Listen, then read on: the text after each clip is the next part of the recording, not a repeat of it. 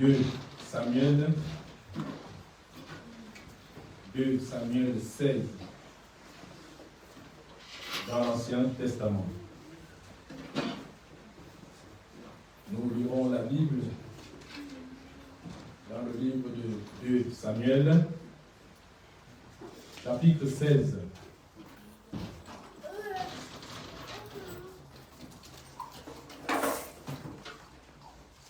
Nous lirons du verset 5 au verset 12. Nous avons dit Samuel, 2 Samuel, chapitre 16, du verset 5 au verset 12. Je lis au nom du Père, du Fils et du Saint-Esprit. David était arrivé jusqu'à Beth-Sherim. Et voici, il sortit de là un homme de la famille et de la maison de Saül, nommé Shimei, fils de Gera. Il s'avança en prononçant des malédictions et il jeta les pieds à David et à tous les serviteurs du roi David. Tandis que tout le peuple et tous les hommes vaillants étaient à la droite et à la gauche du roi. Shimei parlait ainsi, en le maudissant. Va-t'en, va-t'en, homme de sang, méchant homme.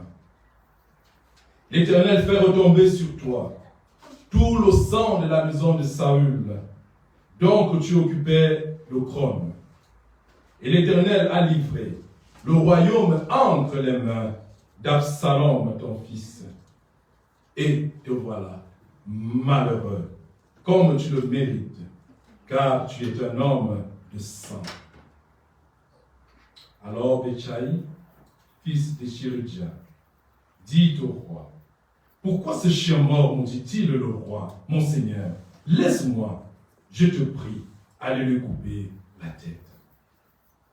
Mais le roi David dit, qu'ai-je à faire avec vous, fils de Chirudja? S'il maudit, c'est que l'Éternel lui a dit, maudit David. Qui donc lui dira, pourquoi agis-tu ainsi?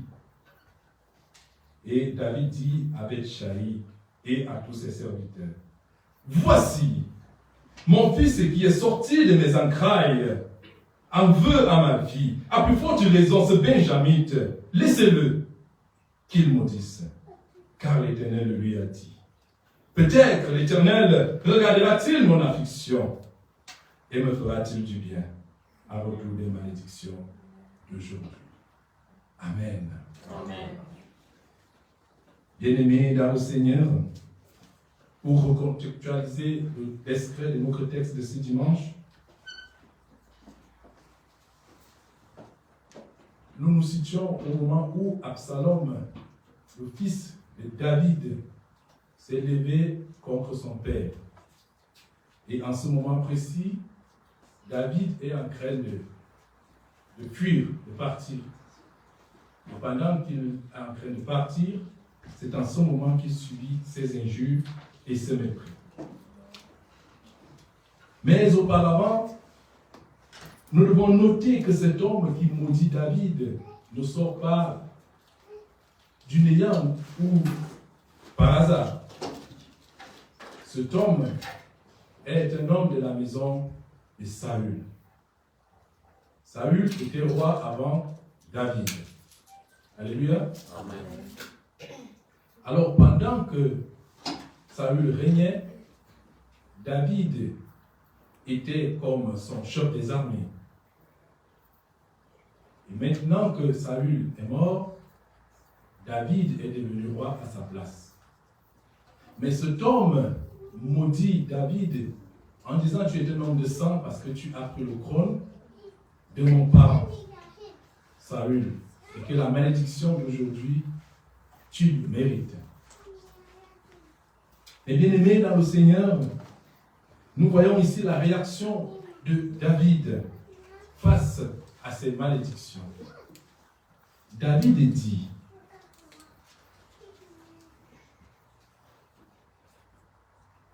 laisse-le qu'il maudisse. Si l'Éternel lui a dit, maudis David, qui donc lui dira, pourquoi agis-tu ainsi? Bien-aimés, dans le Seigneur, nous voyons ici le regard d'un homme qui refuse d'entrer en guerre contre même son ennemi. Il dit à son serviteur, non, ne le tue pas. Laisse qu'il maudisse, certainement c'est la volonté du Seigneur. Nous voyons ici que David est juste. La justice de David est reconnue telle la justice de Jésus. Jésus a été trouvé juste par la femme de Pilate. Nous pouvons trouver la référence dans Matthieu 27, 19, où la femme lui dit qu'il n'y ait rien entre toi et ce juste. Donc, qu'il n'y ait rien, Pilate, entre toi et Jésus. La femme de Pilate trouve Jésus juste et elle précise, car aujourd'hui, j'ai beaucoup souffert en songe à cause de ce juste. Et plus tard, Pilate lui-même reprend en disant, je suis innocent du sang de ce juste. Dans Matthieu 27, verset 24. Jésus est trouvé juste. Mais au regard de ce que le juste a subi, nous voulons nous poser la question de savoir pourquoi le malheur atteint le juste. Pourquoi David, qui est si juste aujourd'hui, subit ces malédictions? Alors la réponse nous vient dans la vie de Jésus. Jésus a souffert sous Ponce Pilate. Juste. Et qu'est-ce qui s'est passé à la fin? L'Éternel l'a souverainement élevé. Cela veut dire que lorsqu'un juste est dans le malheur, ou bien lorsque le malheur atteint le juste, l'Éternel l'en délivre toujours. Amen. Ce sera le thème de notre prédication de ce matin.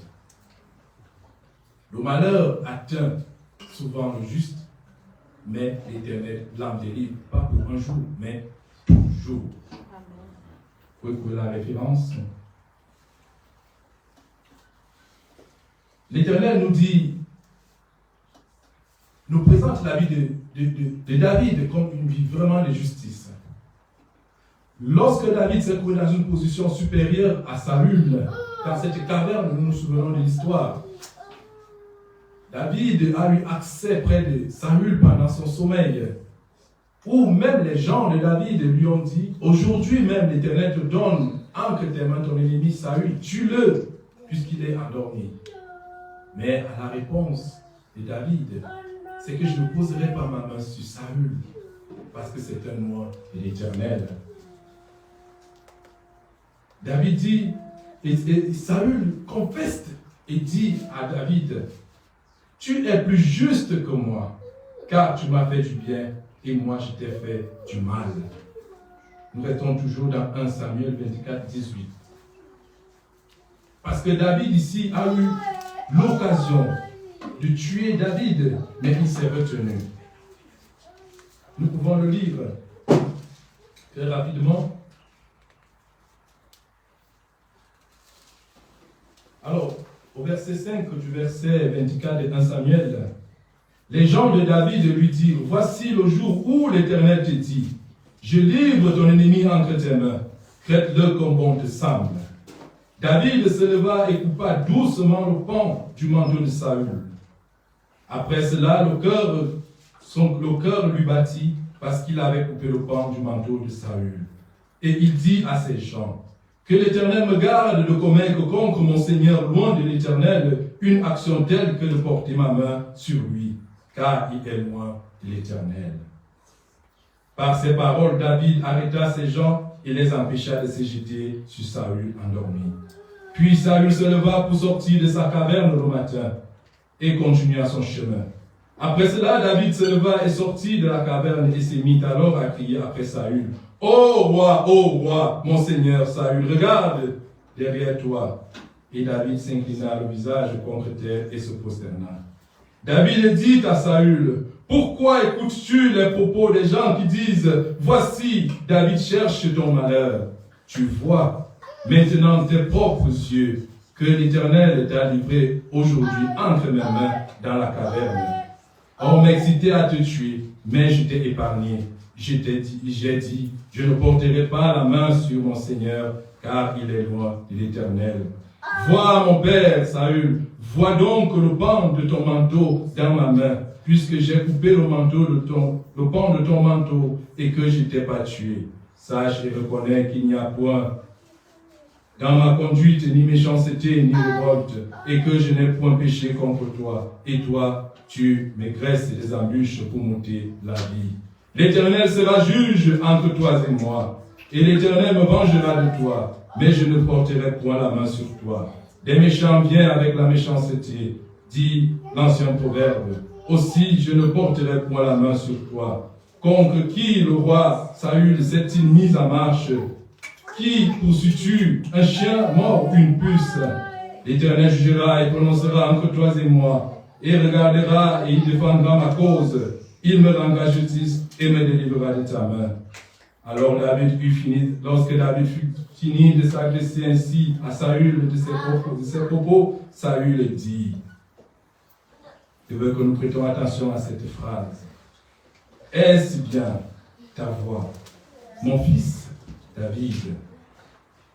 Et Saül leva la voix et pleura. Et il dit à David, tu es plus juste que moi, car tu m'as fait du bien et moi je t'ai fait du mal. Bien-aimés dans le Seigneur, nous pouvons contextualiser véritablement le climat qui peut régner en ce moment où celui à qui David a fait du bien, à cause de la justice de David, il se retrouve quasiment humilié. David a eu véritablement l'occasion de verser ce sang dont il est accusé. Mais il ne l'a pas fait.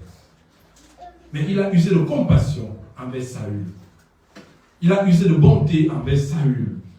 Mais aujourd'hui, il est traité de homme de sang. Il est humilié. Voilà un juste. Voilà un homme bon dont le malheur atteint.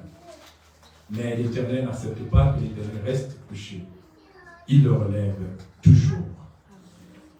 Si nous avons pris cette parenthèse, c'est pour revenir sur la question de savoir pourquoi le juste, pourquoi lorsqu'on fait du bien, pourquoi un homme saint comme Jésus pouvait souffrir autant d'afflictions. Nous nous posons même deux fois la question en nous-mêmes, comment expliquer ce qui m'arrive?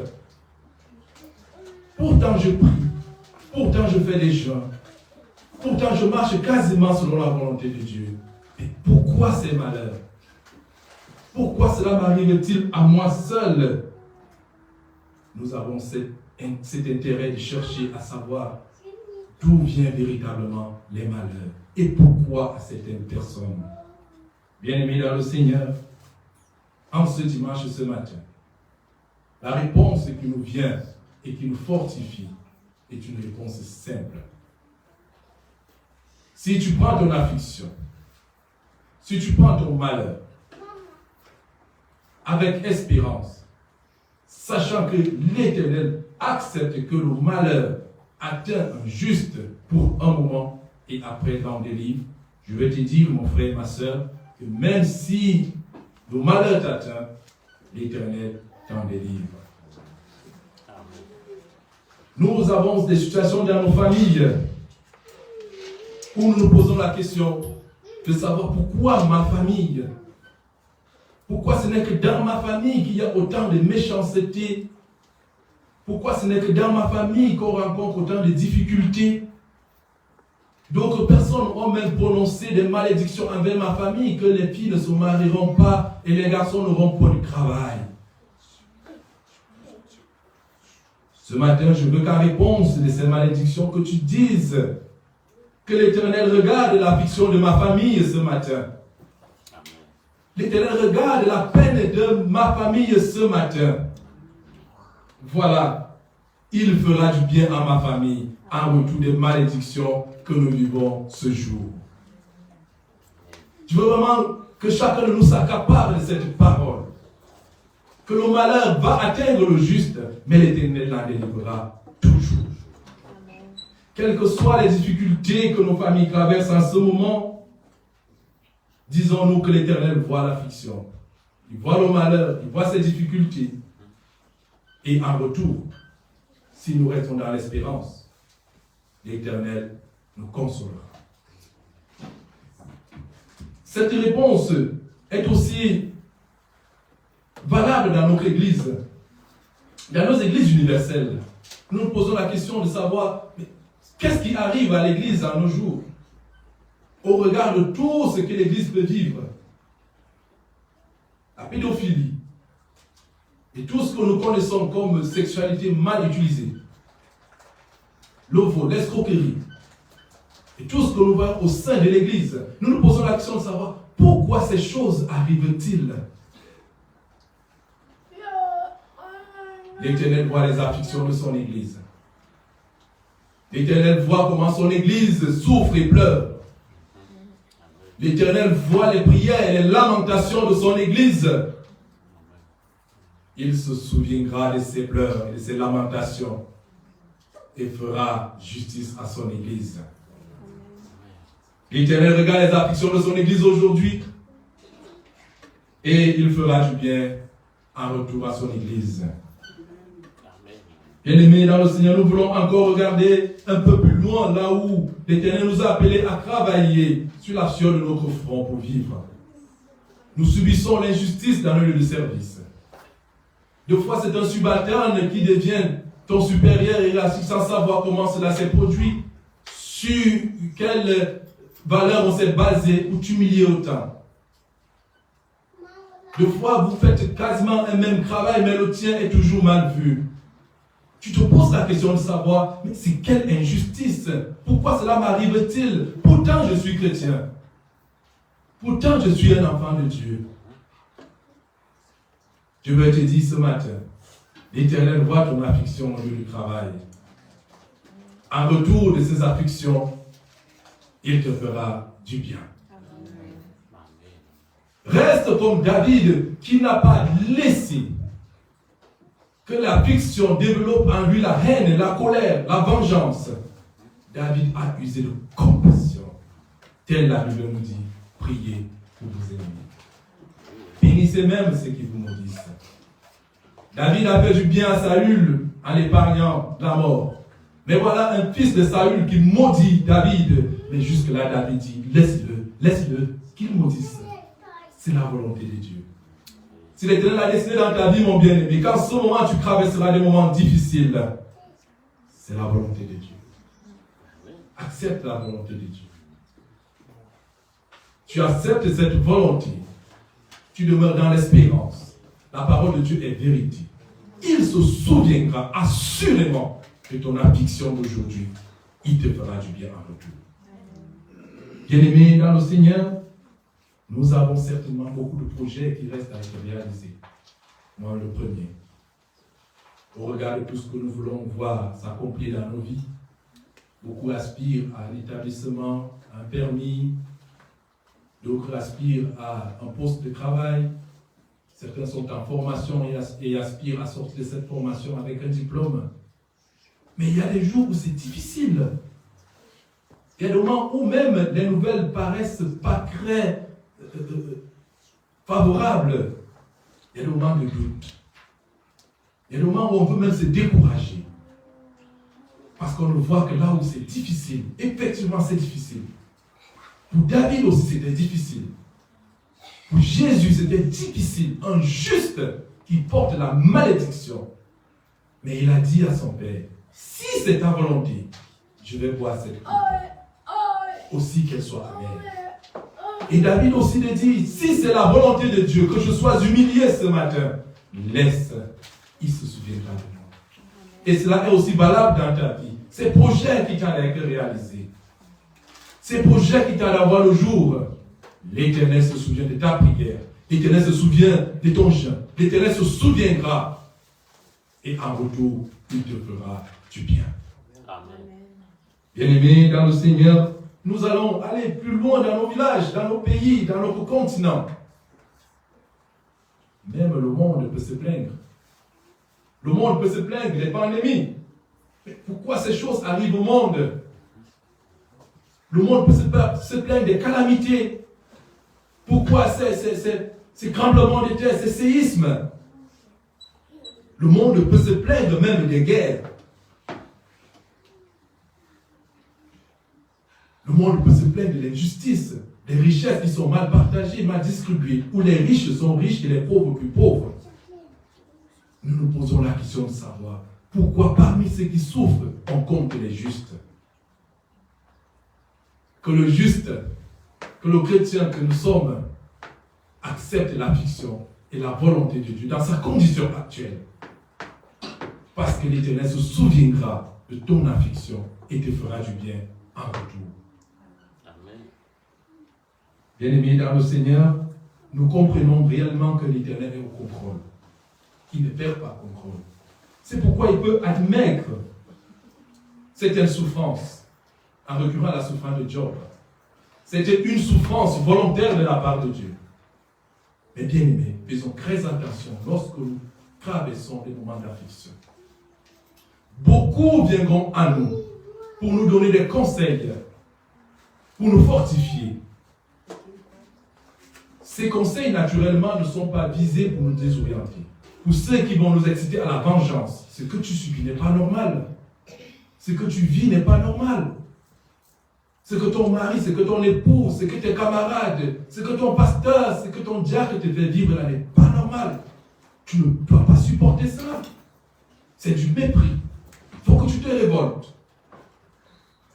Ce conseil, naturellement, n'est pas méchant. Parce que la personne réagit avec le sentiment, l'amour qu'il porte pour toi et refuse de te voir souffrir. C'est là où la femme de Job a succombé. En voyant son mari, son époux, son tendre et doux époux, se perdre, il voit comment un homme qui était debout est en train de mourir devant ses yeux. Elle dit, mais non, c'est pas possible, tu ne mérites pas ça. Maudis-le. Beaucoup viendront nous reconforter dans ce sens. Tel David a été conseillé, laisse-moi aller tuer ce chien mort qui manque de respect au roi. Beaucoup de gens vont te dire, non, c'est pas possible. C'est en ce moment, bien-aimé dans le Seigneur, que nous devons développer l'esprit du discernement. Est-ce que ce conseil me conduit vraiment à la réussite? Est-ce qu'en me décourageant, c'est en ce moment que j'atteins mes objectifs? Un philosophe stoïcien disait que nos pensées reflètent notre vie. Notre vie, Marc Aurèle veut montrer ici que c'est en fonction de nos pensées que notre vie se réalise en fait.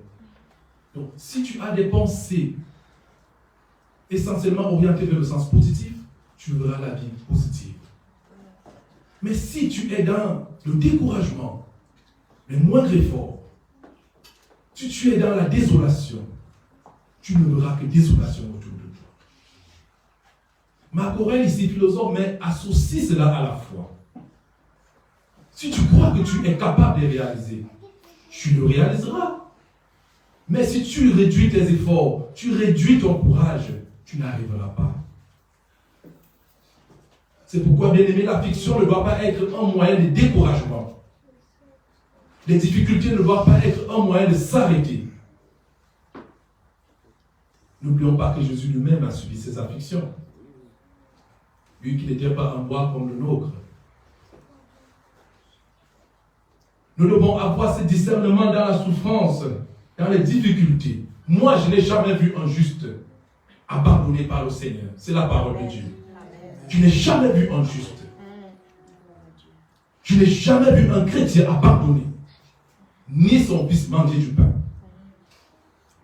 Tu ne seras pas abandonné, parce que le Christ n'a pas changé. Il est le même. C'est celui qui a vu l'affliction, la honte de David, qui l'a élevé plus tard, parce que David est revenu sur ce trône, après la mort d'Absalom, son fils. Jésus lui-même, il a été couronné le premier. Son nom, jusqu'aujourd'hui, demain et dans les siècles des siècles, son nom a été élevé au-dessus de tous les noms, à cause de l'affliction qu'il a subie, tout genou fléchit et toute langue confesse qu'il est Seigneur et Sauveur. Amen. Parce que l'Éternel s'est souvenu de son affliction. Amen. Amen. Pourquoi l'Éternel ne fera pas le cas dans ta vie? Pourquoi le Seigneur n'agira pas comme ça dans ta vie? Penses-tu que l'Éternel t'aime moins que David? Penses-tu que l'Éternel a deux justices? L'Éternel a une seule justice. Et c'est cette justice qui est là, jugée en faveur de David. Que le malheur atteindra toujours le juste, souvent le juste, mais l'Éternel en délivrera toujours. Bien-aimés dans le Seigneur, beaucoup parmi nous, lorsque l'affliction, généralement dans le deuil, c'est un cas très courant où nous perdons vraiment le contrôle. C'est un moment où nous désespérons véritablement parce que c'est justement une séparation définitive.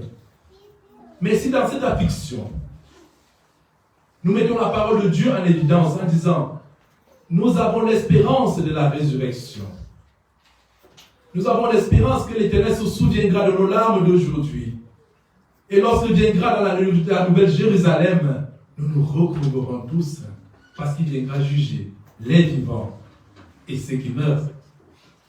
Ne nous laissons non plus emporter par la peine du deuil pour maudire au Seigneur. Ne nous laissons plus accabler par la peine du deuil pour quitter nos églises, pour fuir la foi.